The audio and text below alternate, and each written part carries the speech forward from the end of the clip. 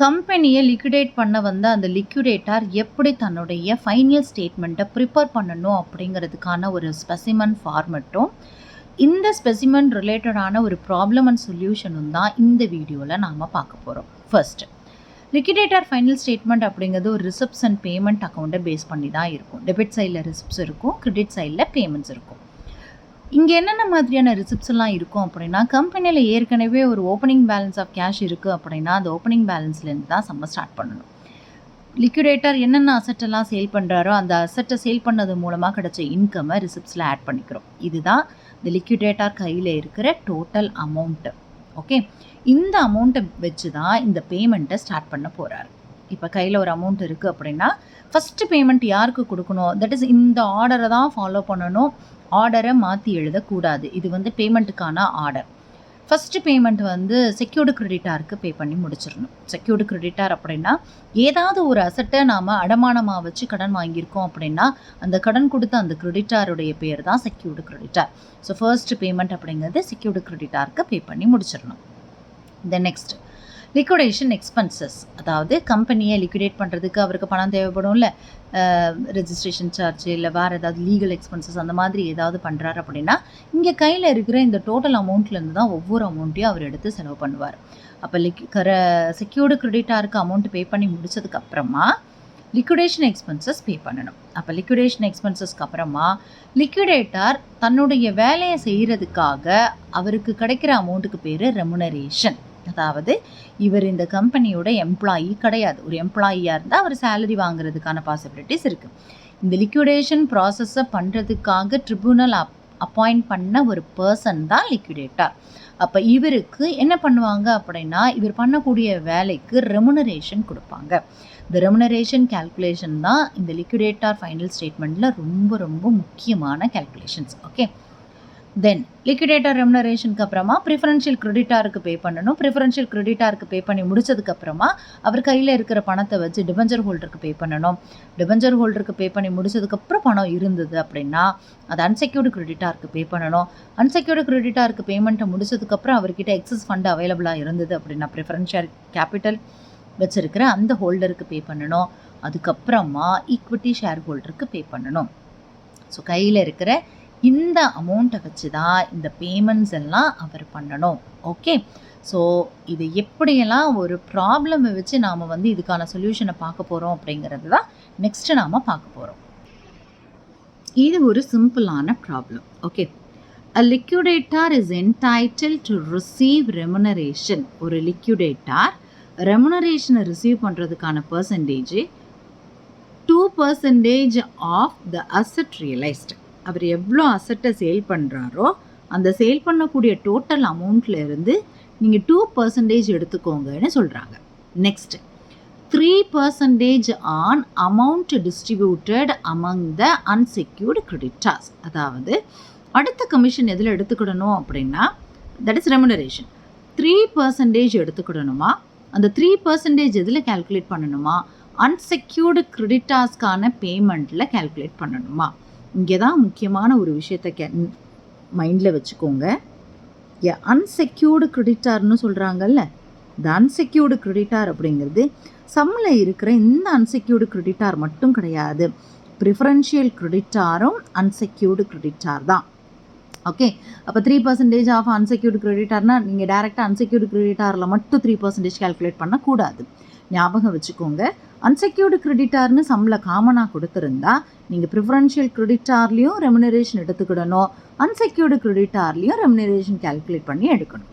Okay, so ஞாபகம் வச்சுக்கணும், சம்மில் இன்க்ளூடிங் அன்செக்யூர்டு கிரெடிட்டார்னு மென்ஷன் பண்ணி இன்க்ளூடிங் ப்ரிஃபரன்ஷியல் கிரெடிட்டார்னு கொடுத்தாலும் ப்ரிஃபரன்ஷியல் கிரெடிட்டாரில் எடுக்கணும். அப்படி ஒரு வேர்டு அங்கே மென்ஷன் பண்ணலை, காமனாக அன்செக்யூர்டு கிரெடிட்டார் மட்டும் மென்ஷன் பண்ணியிருந்தாலும் நீங்கள் அன்செக்யூர்டு கிரெடிட்டாரோட சேர்த்து ப்ரிஃபரன்ஷியல் கிரெடிட்டாரும் கேல்குலேட் பண்ணணும். சம்மிலேயே அதர் தென் ப்ரிஃபரன்ஷியல் கிரெடிட்டார்னு சொல்லியிருந்தா அப்போ இந்த இடத்துல ரெமுனரேஷன் கேல்குலேஷனில் ப்ரிஃபரன்ஷியல் கிரெடிட்டாரை ஸ்கிப் பண்ணிடலாம். அப்போ அதர் தென் ப்ரிஃபரன்ஷியல் கிரெடிட்டாருங்கிற வேர்டு மென்ஷன் ஆகாத எந்த ஒரு ப்ராப்ளமாக இருந்தாலும் 3% ரெமுனரேஷன் இங்கே கோட் பண்ணியிருக்காங்களா, அப்போ இது அன்செக்யூர்டு கிரெடிட்டார்லேயும் கேல்குலேட் பண்ணணும், ப்ரிஃபரன்ஷியல் கிரெடிட்டார்லேயும் கேல்குலேட் பண்ணணும் அப்படிங்கிறத ஞாபகம் வச்சுக்கோங்க. ஓகே, தென் அப்போ 2 ரெமுனரேஷன் கொடுத்துருக்காங்க, பட் 3 கேல்குலேஷன் பண்ணணும். 1 2% அசட்ஸ் ரியலைஸில் கேல்குலேட் பண்ணணும், 3% ப்ரிஃபரன்ஷியல் கிரெடிட்டார்லேயும் கேல்குலேட் பண்ணணும், அன்செக்யூர்டு கிரெடிட்டார்லேயும் கேல்குலேட் பண்ணணும். Okay, yes. ஒரு லிக்விடேஷன் எக்ஸ்பென்சஸ் இருக்குது, preferential creditor, secured creditor, unsecured creditor கொடுத்துருக்காங்க. calculate the total remuneration payable to the liquidator. லிக்யூடேட்டாருக்கான ரெமுனரேஷனை மட்டும் கேல்குலேட் பண்ணால் போதும் அப்படின்னு மென்ஷன் பண்ணியிருக்காங்க. ஓகே, இப்போ இந்த சம்மை அப்படியே ஒர்க் அவுட் பண்ணி பார்த்துடலாமா? ஆர்டர் ஆஃப் பேமெண்ட் அப்படின்னு ஞாபகம் வச்சுக்கிடணும்.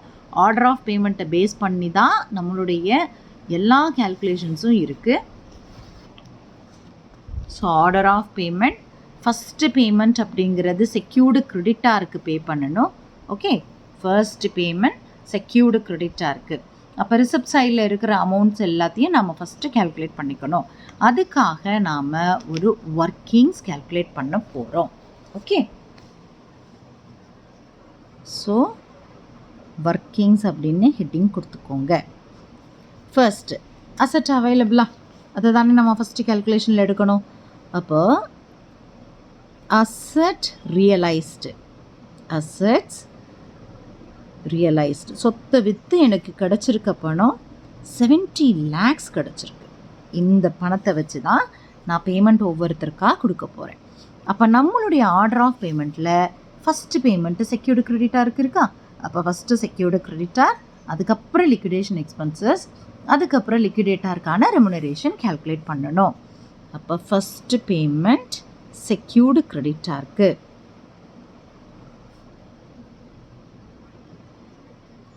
ஓகே, அப்போ செக்யூர்டு கிரெடிட்டார் இந்த சம்மில் எவ்வளோ இருக்காங்க அப்படின்னா 40 lakhs இருக்குது. இப்போ டோட்டலாக 70 lakhs பணம் என் கையில் இருக்குது. அதிலிருந்து நான் 40 lakhs செக்யூர்டு கிரெடிட்டாருக்கு கொடுத்துட்டேன் அப்படின்னா என்கிட்ட பேலன்ஸ் 30 lakhs இருக்கும். ஓகே, அடுத்த பேமெண்ட் யாருக்கு பார்த்தோம்? Liquidation expenses. Liquidation expenses. Okay, liquidation expenses நம்மள எவ்வளோ கொடுத்துருக்காங்க? 50,000 rupees கொடுத்துருக்காங்க. ஸோ 30 lakhsலேருந்து 50,000 டிடக்ட் பண்ணிட்டோம் அப்படின்னா 29,50,000 இருக்கும். ஓகே, நெக்ஸ்ட்டு லிக்விடேட்டாருக்கான ரெமுனரேஷன். அப்போ என் கையில் இப்போ எவ்வளோ இந்த கணக்கு போடும்போது நீங்கள் என்னவா உங்களை திங்க் பண்ணி வச்சுக்கிடணும் அப்படின்னா யூ ஆர் த லிக்விடேட்டார். அப்போ உங்கள் கையில் இப்போ எவ்வளோ இருக்குது அப்படின்னா 29,50,000 rupees இருக்குது. இப்போ இங்கேருந்து தான் லிக்விடேட்டாருக்கான ரெமுனரேஷன் கொடுக்க போகிறோம். ஓகே, ஃபஸ்ட்டு ரெமுனரேஷன் அசட் ரியலைஸ்டில் பே பண்ணணும்.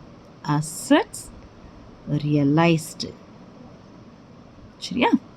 அப்போ அசட் ரியலைஸ் பண்ண அமௌண்ட் எவ்வளோ வச்சுருக்கோம்? நம்ம 70 lakhs இருக்குது. இந்த 70 lakhsக்கு 2% சம்மில் சொல்லியிருக்காங்க. இப்போ 2/100 அப்ளை பண்ணணுமா? அப்படி அப்ளை பண்ணால் நமக்கு எவ்வளோ அமௌண்ட் கிடைக்கும் அப்படின்னா 1,40,000. இப்போது அசட்டை விற்று கொடுத்ததில் ஒரு 1,40,000 ரெமுனரேஷன் எடுத்துட்டோம். அப்படி 1,40,000 எடுத்துட்டோம் அப்படின்னா பேலன்ஸ் 28,10,000 வருமா? ஓகே, 28,10,000 இருக்குது. ஓகே, அடுத்த பேமெண்ட்டு, நெக்ஸ்ட் பேமெண்ட் யாருக்கு கொடுக்கணும் அப்படின்னா ப்ரிஃபரன்ஷியல் கிரெடிட்டாருக்கு கொடுக்கணும். ப்ரிஃபரன்ஷியல் கிரெடிட்டார், ஏன்னா நம்மளுடைய ஆர்டர் ஆஃப் பேமெண்ட்டில் அதை தான் எழுதியிருக்கோம். லிக்விடேஷன் எக்ஸ்பென்சஸ் அசட் ரியலைஸ் ஆனதுக்கு எடுத்திருக்கோம். ப்ரிஃபரன்ஷியல் கிரெடிட்டாருக்கு பே பண்ணணும். பே பண்ணுறதுக்கு பணம் இருக்க தான் ரெமுனரேஷன்ஸ் எடுத்துக்கிட்டே இருக்கணும். ஓகே, அப்போ இங்கே ப்ரிஃபரன்ஷியல் கிரெடிட்டார் ஒரு 1,50,000 இருக்குது.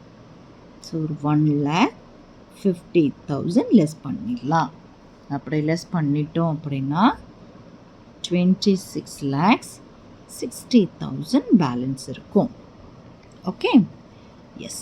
இப்போ இவருக்கு நான் பே பண்ணியிருக்கேன்ல, அப்போ நான் இவருக்கு பே பண்ணதில் என்னோட ரெமுனரேஷனை நான் எடுக்கணும். செகண்ட் ரெமுனரேஷன் இங்கே ஸ்டார்ட் ஆகும். பேமெண்ட்டை முடிச்சுட்டு ரெமுனரேஷன் எடுத்துக்கோங்க. அப்போ remuneration on preferential creditor. Okay, preferential நான் பே பண்ண அமௌண்ட்டுக்கு தான் ரெமுனரேஷன் எடுக்கணும், பேலன்ஸுக்கு ரெமுனரேஷன் பார்த்துறாதீங்க. ஜென்ரலாக வந்து அந்த மாதிரிலாம் ஒரு தாட் போகும், வர பேலன்ஸுக்கு ரெமுனரேஷன் எடுக்கணுமா, அப்படி கிடையாது. ப்ரிஃபரன்ஷியல் கிரெடிட்டாருக்கு நான் எவ்வளோ பே பண்ணியிருக்கேன், 1,50,000. அப்போ இந்த 1,50,000க்கு தான் ரெமுனரேஷன் 3% கால்குலேட் பண்ணணும்.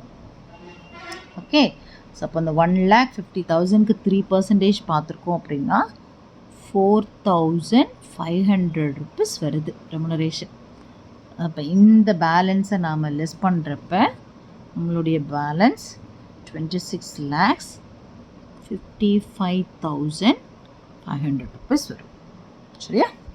ஓகே, அடுத்த ஆர்டர் ஆஃப் பேமெண்ட்டில் யாருக்கு பே பண்ணணும், டிபெஞ்சர் ஹோல்டர். இந்த சம்மில் டிபெஞ்சர் ஹோல்டர் இல்லை. அப்போ டிபெஞ்சர் ஹோல்டர் இல்லைன்னா அடுத்த பேமெண்ட்டு யாருக்கு, அன்செக்யூர்டு கிரெடிட்டாருக்கு இருக்குது. இப்போ இங்கே அடுத்த அன்செக்யூர்டு கிரெடிட்டார் யார் இருக்காங்க, 30 lakhs இருக்குது. ஓகே, இப்போ அடுத்த பேமெண்ட் அன்செக்யூர்டு கிரெடிட்டாருக்கு பே பண்ணணுமா?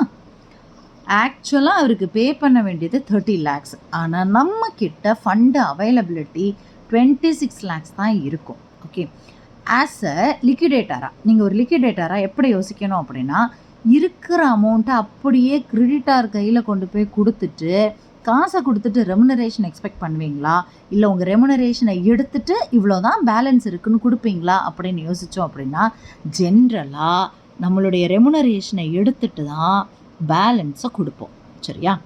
அப்போ இப்போ ரெமுனரேஷன் ஆன் ஏன் வந்து டைரெக்டாக வந்து அன்செக்யூர்டு கிரெடிட்டார் எழுதுகிறோம் அப்படின்னா, பேலன்ஸ் வந்து அன்செக்யூர்டு கிரெடிட்டார் கொடுக்கறதுக்கு மட்டும்தான் நம்ம கையில் இருக்குது. ஸோ அன்செக்யூர்டு கிரெடிட்டார்ஸ் அப்படின்னு போட்டுட்டு இப்போ இங்கே இருக்கிற என்ன பேலன்ஸ், இவ்வளோ தான் நம்மக்கிட்ட மொத்த பணமே இருக்குது. எவ்வளோ இருக்குது, 26,55,500 இருக்குது. இதில் எனக்கு ஒரு 3% ரெமுனரேஷன் எடுக்கணும். அப்போ இதில் இருக்கிற டோட்டல் 100%ல் என்னோட 3% ரெமுனரேஷனும் இன்க்ளூடாக இருக்கிறதுனால 3/103 போடணும். இப்போ இங்கே ஏன் 3/103 போடலை அப்படின்னா, இங்கே அவருக்கு கொடுக்கறதுக்கு பணமும் இருக்குது, எனக்கு எடுத்துக்கிறதுக்கான ரெமுனரேஷன் அமௌண்ட்டும் இருக்குது. அமௌண்ட் அவைலபிளாக இருந்தால் ரெமுனரேஷனை டைரக்ட் பர்சன்டேஜ் அப்ளை பண்ணணும். சரியா? அமௌண்ட்டு கொடுக்கறதுக்கு அவைலபிலிட்டி கம்மியாக இருந்தால் உங்களுடைய ரெமுனரேஷனை எடுத்துகிட்டு பேலன்ஸ் கொடுக்குற சிச்சுவேஷன் வரும்போது இந்த பர்சன்டேஜை இப்போ 2% இருந்தால் 2/102ன்னு போட்டுக்கணும். 3%ங்கிறதுனால நான் 3/103 போட்டிருக்கேன். ஓகே, இப்போ இந்த கேல்குலேஷனில் கிடைக்கக்கூடிய பணம் எவ்வளோ அப்படின்னா 77,345. ஓகே, இப்போ பேலன்ஸ் பண்ணுறோம். இந்த பேலன்ஸோட அமௌண்ட்டு 25,78,155. இவ்வளோதான் கையில் இருக்குது என் ரெமுனரேஷன்லாம் எடுத்ததுக்கப்புறம். அப்போ இதுதான் amount paid to unsecured creditors. புரிஞ்சிருக்கும்னு நினைக்கிறேன். ஓகே, ஏன் வந்து 3/103 போடுறோம், எப்போ அன்செக்யூர்டு கிரெடிட்டாருக்கு பே பண்ணுறதுக்கு நம்மக்கிட்ட பணம் கம்மியாக இருக்கோ அந்த கம்மியாக இருக்கிற டைமில் உங்கள் ரெமுனரேஷன் எடுத்துகிட்டு பேலன்ஸை அன்செக்யூர்டு கிரெடிட்டாருக்கு பே பண்ணிடணும். அப்போ ஃபஸ்ட்டு ரெமுனரேஷன் இந்த அமௌண்ட்டுக்குள்ளே உங்களுடைய 3% ரெமுனரேஷனை இன்க்ளூடாக இருக்கிறதுனால 3/103 போடுறோம். அப்புறம் உங்களுடைய ரெமுனரேஷன் 77,345 எடுத்துட்டோம். இதுக்கப்புறம் என்ன பேலன்ஸ் இருக்கோ அன்செக்யூர்டு கிரெடிட்டாரை கூப்பிட்டு அவ்வளோதான் கம்பெனியோட பேலன்ஸ் அமௌண்ட் இருக்குது, இது உங்களுக்கு வர வேண்டிய கொடுக்க வேண்டிய கடனுக்காக அட்ஜஸ்ட் பண்ணிக்கோங்க அப்படின்னு சொல்லிட்டு அக்கௌண்ட்டை முடிச்சிடுறோம். இந்த சம்மில் உங்களை என்ன கால்குலேட் பண்ண சொல்லியிருந்தாங்க அப்படின்னா ரெமுனரேஷன் கால்குலேட் பண்ண சொல்லியிருந்தாங்க. ஓகே, அப்போ டோட்டல் ரெமுனரேஷன் கால்குலேட் பண்ணணும்ல, டோட்டல் ரெமுனரேஷன் ஃபர்ஸ்ட்டு அசட் ரியலைஸில் ஒரு ரெமுனரேஷன்ஸ் இருக்குது. அசட் ரியலைஸ்டு அசட் ரியலைஸில் எவ்வளோ ரெமுனரேஷன்ஸ் கால்குலேட் பண்ணி வச்சுருக்கோம், ஒரு 1,40,000 இருக்குது. 1,40,000. செகண்ட் ரெமுனரேஷன் ப்ரிஃபரன்ஷியல் கிரெடிட்டாருக்கான ஒரு ரெமுனரேஷன்ஸ் இருக்குது. ப்ரிஃபரன்ஷியல் கிரெடிட்டாஸில் கால்குலேட் பண்ண ரெமுனரேஷன் ஒரு 4500. Third remuneration unsecured creditors.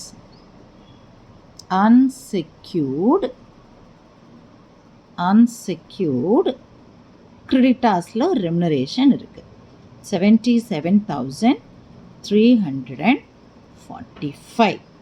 Okay, இது எல்லாத்தையும் டோட்டல் பண்ணுறோம் அப்படின்னா இந்த டோட்டல் அமௌண்ட்டு தான் டோட்டல் ரெமுனரேஷன் ஃபார் லிக்விடேட்டார்னு எழுதிட வேண்டியதான். ஸோ டோட்டல் அமௌண்ட் ஆட் பண்ணிடலாம்.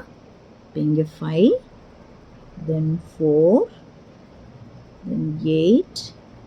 ஸோ இதெல்லாம் ஆட் பண்ணி பார்க்குறோம் அப்படின்னா 7, 11, தென் ஓகே 8 + 4 12.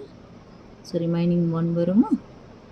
ஓகே, ஸோ இதுதான் டோட்டல் ரெமுனரேஷன் ஃபார் லிக்விடேட்டார்ஸ்.